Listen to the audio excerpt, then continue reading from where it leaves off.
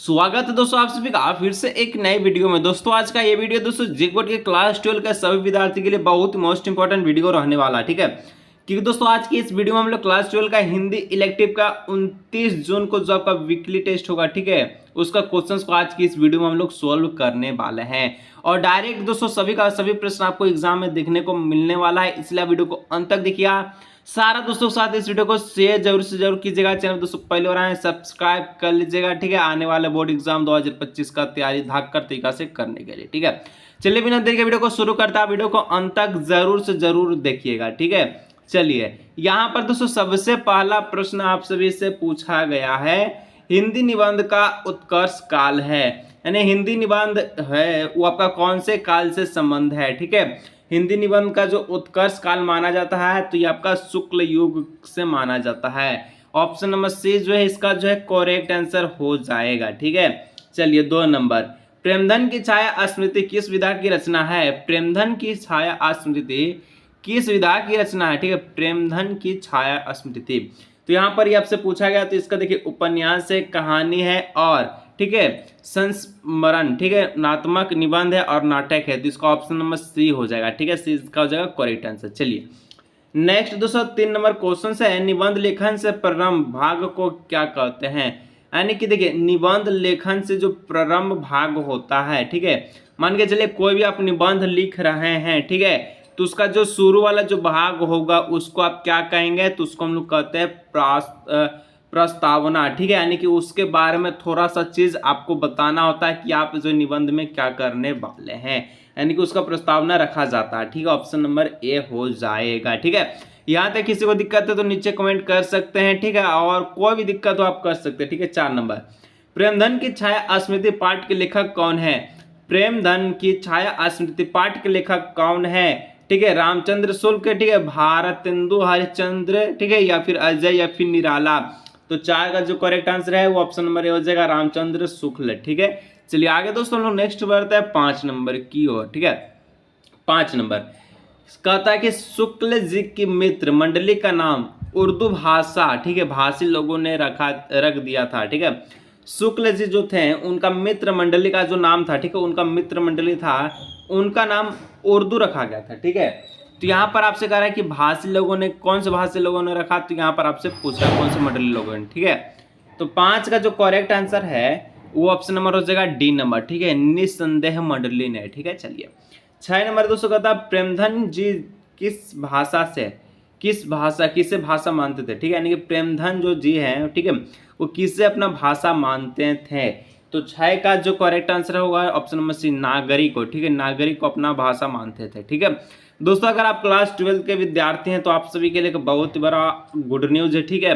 अगर आपका सब्जेक्ट में इंग्लिश कोर है, ठीक है, इंग्लिश कोर और इकोनॉमिक्स है, ये आपका 2 सब्जेक्ट है, तो आप सभी के लिए बहुत ही बड़ा न्यूज़ है, ठीक है, यानी कि गुड न्यूज़ है कि अगर आप दोस्तों इंग्लिश और इकोनॉमिक्स का तैयारी 1 साल एकदम मस्त तरीका से करना चाहते हैं और अपना फुल में फुल नंबर लाना चाहते हैं, ठीक है, 100 में 100 नंबर लाना चाहते हैं, तो दोस्तों आप सभी के लिए इंग्लिश कोर और इकोनॉमिक्स के लिए, ठीक है, एक कोर्स लॉन्च हुआ है, ठीक है, जिसका जो फी है दोस्तों मात्र 299 रुपया है, ठीक है, मात्र 299 है। और ये आपका 1 साल के लिए, 1 साल में आपको सिर्फ और सिर्फ एक बार ही 299 रुपया पे करना है, उसके बाद हर साल आपको पढ़ाया जाएगा, ठीक है। और ये जो है आपको 100 में से 100 नंबर का गारंटी देगा।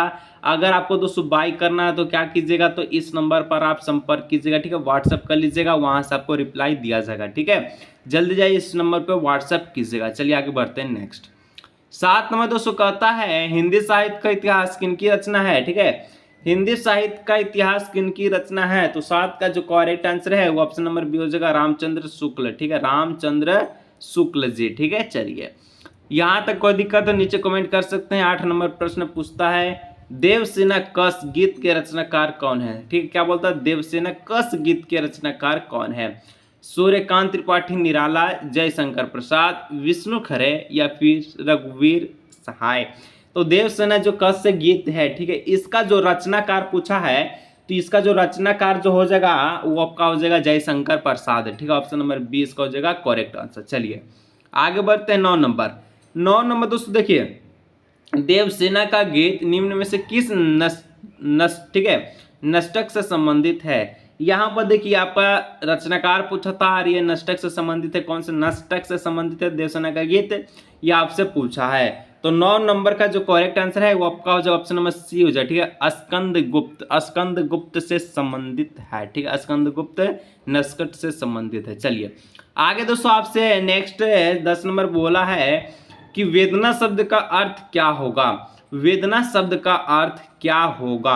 वेदना का मतलब क्या होता है? तो वेदना का मतलब होता है पीड़ा, ठीक है। याद रखिएगा, वेदना माने पीड़ा देना, ठीक है। ऑप्शन नंबर ए हो जाएगा। पीड़ा मतलब दर्द, ठीक है, दुख देना। चलिए आगे दोस्तों 11 नंबर का जो क्वेश्चन है आप सभी से पूछा गया है, कार्नोलिया कौन थे?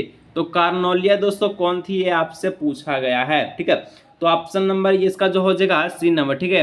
यानी कि सेल्कुलस की पुत्री का नाम क्या था? कार्नोलिया था, ठीक है। कार्नोलिया सेल्कुलस के पुत्री का नाम था।